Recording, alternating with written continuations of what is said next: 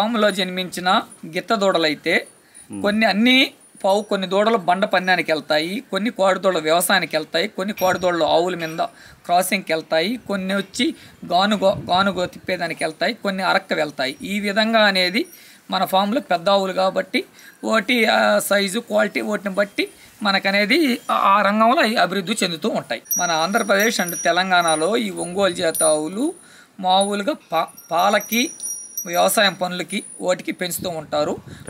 కొన్ని కోడిదూడలు కూడా బండకు కూడా వెళ్తూ ఉంటాయి.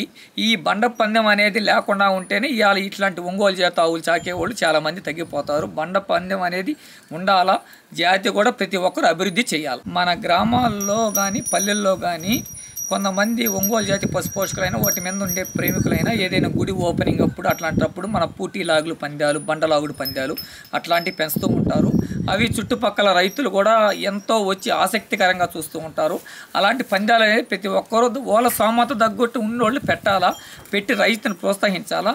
అలాంటి పందాలు పెట్టినప్పుడే మన చిన్నకారు కానీ సన్నకారు రైతులు కానీ వాటిని చూసి మనం కూడా మనవు కూడా మనకి ఏదైనా అందాల పోటీలు జరిగినా కూడా ఒకరికి వచ్చేటట్టు కాకుండా అందరికి వచ్చేటట్టు కూడా మనం చూసి దాంట్లో సర్టిఫికేట్లు ఇస్తే అందరూ కూడా వాటి మీద పెంచి డెవలప్ చేస్తారు. ఒంగోలు జాతి ఆవులు అందాల ప్రదర్శన మరియు పాల ప్రదర్శన, పాల పోటీలు అక్కడక్కడ జరుగుతూ ఉంటాయి. అలాంటి వాటికి మన కాడు ఉండే ఆవులు కానీ పక్కన ఎక్కడ రైతులకు కూడా అవగాహన ముందుగానే మనం గ్రూపులు అయి ఉన్నాయి కాబట్టి అనౌన్స్ చేస్తూ ఉంటారు. ఆ విధంగా పేపర్లు కూడా వేస్తూ ఉంటారు కాబట్టి మనం మన ఆవును తీసుకుపోయి అక్కడ ప్రదర్శన చేస్తేనే మన ఆవు దాని విలువ, దాని స్ట్రక్చర్ ఏందని నలుగురికి నలుమూల తెలుస్తూ ఉంటుంది. ఇప్పుడు కూడా కొంతమంది ఒంగోలు జాతి ఆవులు పెంచుతూ ఉండరు అక్కడక్కడ.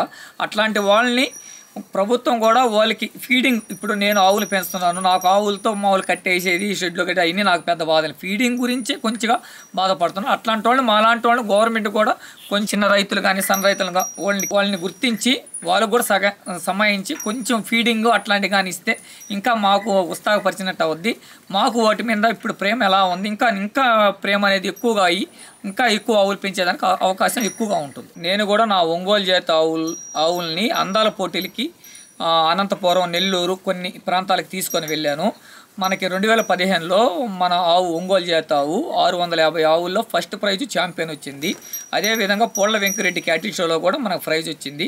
తాడిపత్రి అనంతపురం జిల్లాలో మిల్క్ డెత్ ఫీమేల్ కాఫ్ కూడా మనకు ఫస్ట్ ప్రైజ్ అనేది వచ్చింది. అవార్డులు అనేది ముఖ్యం కాదు, మనం ఒక పని మీద ఉంటే ఫలితం ఆశించకుండా దాన్ని నిరంతరం కష్టపడుతూ పోతూ ఉంటే ఫలితం మనం దానంటూ వెతుక్కుంటూ వస్తుందని నేను బలంగా నమ్ముతాను. కానీ ఒంగోలు జాతి ఆవులు నాకు నచ్చిన పని కాబట్టి నేను నిరంతరం ఓడుతూనే కష్టపడి ఆ బ్రీడ్ అనేది అభివృద్ధి పరచాలని అదే నాకు ఇష్టంగా చేస్తూ ఉంటాను. కొంతమంది గుడ్లకు, గోపురాలకి అట్లాంటివి తిరుగుతూ ఉంటారు. నేను మాత్రం ఒంగోలు జాతి ఆవుల గురించే సమయాన్ని ఎక్కువ కేటాయించి మా ఫామ్లోనే సమయం దొరికినప్పుడు కూర్చొని వాటిని గమనిస్తూ వాటికి ఏమేమి ఫీడింగ్ ఇవ్వాలనేది వాటి గురించి ఆలోచించు కొన్ని బుక్కులు చదువుతూ వీటి గురించే నేను నాలెడ్జ్ అనేది పెంచుకుంటూ ఉంటాను. ప్రభుత్వం చాలా స్కీములు పెట్టాయి దేశీ వాళ్ళ ఆవుల్ని పెంచాలి అనేది.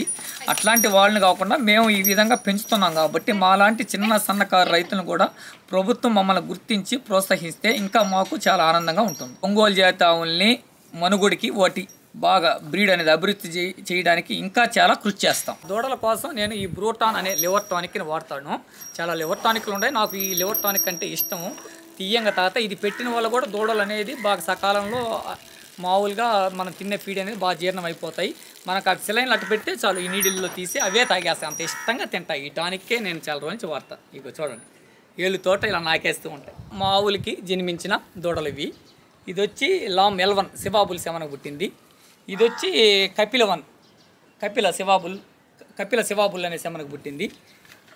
ఈ గిత్తదోడ వచ్చి లామ్ L1 భీమా అనే బుల్లికి ఈ గిత్తదోడ జన్మించింది. ఇది OB 2266 అనే నెంబర్కి ఈ గిత్తదోడ జన్మించి ఇది కూడా మంచి సాపు, మంచి హైట్, మంచి మోపురం మొక్కరిగి ఉంది. ఈ పెయ్యదోడ లామ్ L34 అనే సెమనకి ఈ పెయ్యదోడ మా పెద్ద ఆవుకి జన్మించింది. ఈ 5 దూడలు కూడా మంచి టాప్ క్వాలిటీ కలిగిన దూడలు. మా ఒంగోలు జాతి ఆవులు ఎదకొచ్చినప్పుడు నేను ఆర్టిఫిషియల్ ఇన్సెమినైజేషన్ అనేది చేయిస్తూ ఉంటాను.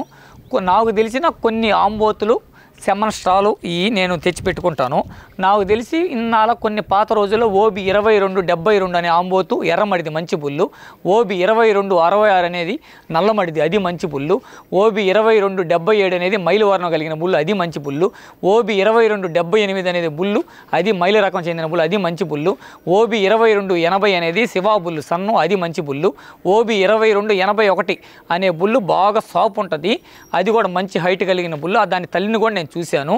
ఇప్పుడు మన లేటెస్ట్లో వస్తే ఓబి 2301, 2303, 2304 అనేది ఈ బుల్లులు మంచి బుల్లులు. 2301 అనేది నల్లమడిది, 2303 = CP002 అనేది రెండు ఒకే బుల్లు.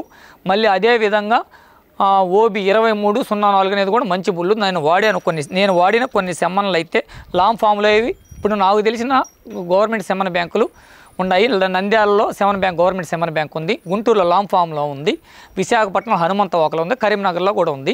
ఈ 3-4 సెమన్ బ్యాంకుల నుంచి నేను సెమ్మన్లు తెచ్చుకొని స్టోర్ చేసి పెట్టుకుంటాను. కొన్ని ప్రైవేట్ సెమన్ బ్యాంకులు కూడా ఉన్నాయి, అక్కడ కూడా కొన్ని మంచి బుల్స్ ఉన్నాయి. మన ఆవుల్ని సైజు క్వాలిటీ బట్టి కూడా మనం సెమన్ చేయించుకోవచ్చు.